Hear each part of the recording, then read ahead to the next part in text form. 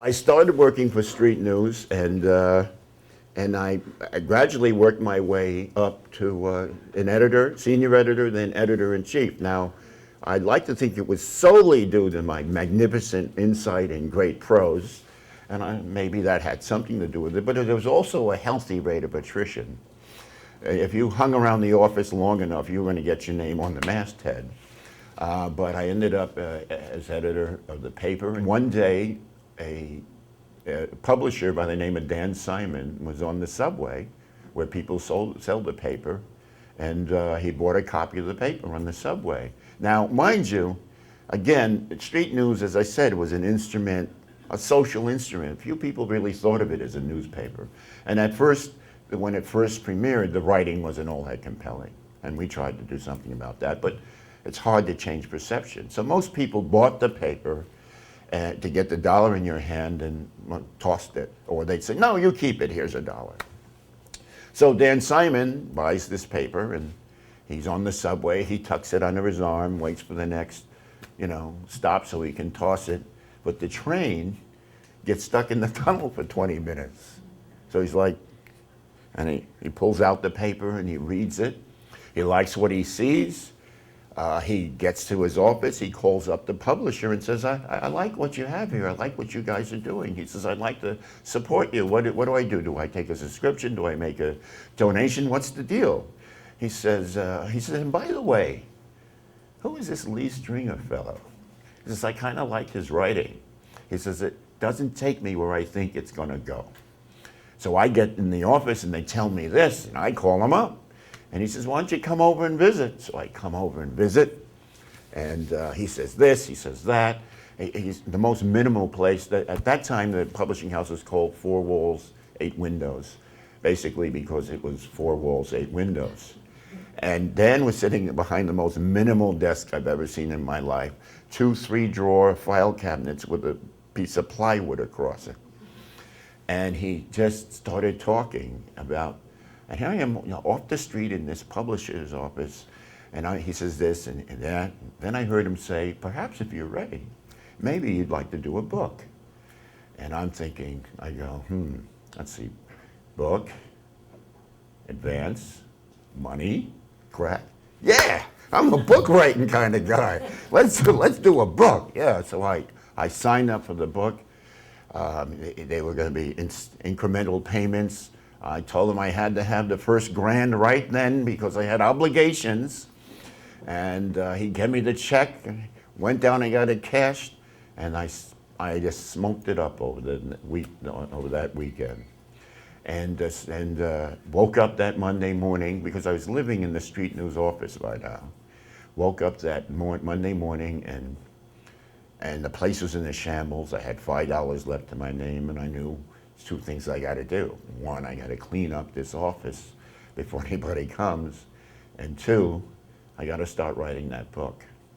And when I started writing the book, it occurred to me that this isn't like a newspaper, which next week is in the trash. This is going to be out there a long time, and to whoever reads it, it's going to be me. So what is it I'm going to put in this book?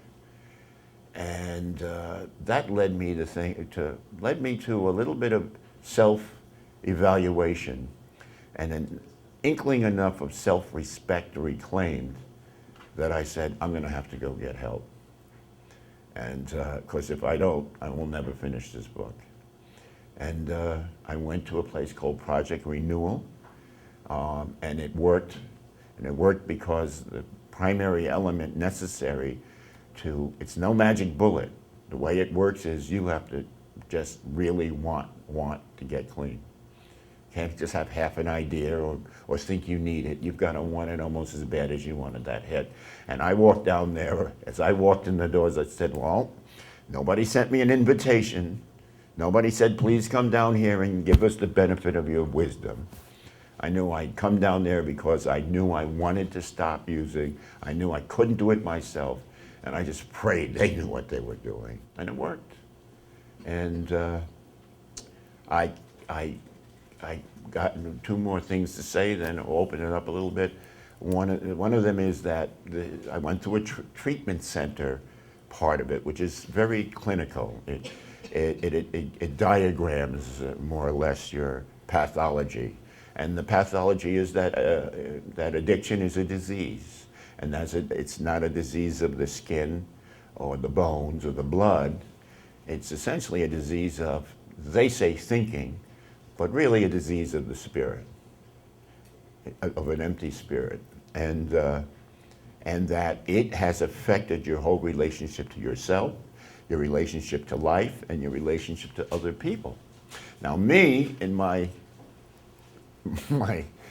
destructive intellect, I said, well, to myself, well, if my stuff is all screwed up, how am I supposed to process this information? But someone told me you got to go to meetings. So I went to a 12-step meeting, and someone sitting there told me that I didn't have to do it, that there was a power bigger than me, that if I accepted it and I believed in it, that would do it for me. And that answered the other part of the question. And so basically, the thing that gets you out of drug addiction is a spiritual awakening. Not talking that you become religious or a Bible thumper, not that there's anything particularly wrong with anybody being any one of those things, but truly a spiritual awakening. And it was in the light of that awakening that the book came out. And I think it's because of that, it was a different book than it might have been.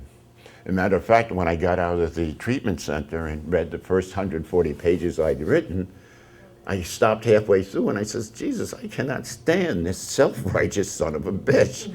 And I tore it up and started over. And I think I attribute it to that spiritual awakening, that invisible thing that's under the text, that has made the book go everywhere. I mean, everywhere. I mean, within a week of its release, I heard that the biggest church in Harlem was using it in the sermon, and the biggest church, the biggest synagogue on Riverside Drive was using it. And I got a call from the biggest Buddhist paper in the country. You know, it was something imbued, not my doing so much as me being a conduit for something bigger, that people responded to. It ended up being published in 20 languages on 3 continents. And it changed my life. One of the high points was I got a call one day to go speak at the UN. So I tell people, you know, life's funny. Either you're smoking crack on the Grand Central or you're keynoting at the UN.